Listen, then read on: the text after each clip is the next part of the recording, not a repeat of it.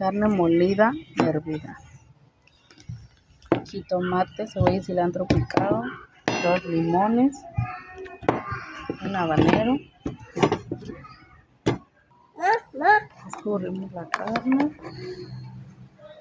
le ponemos los limones ahí mismo en la carne, ponemos la carne.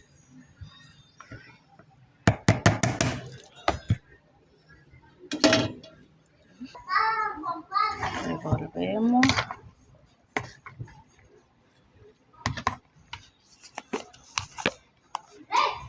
Agregamos sal y revolvemos.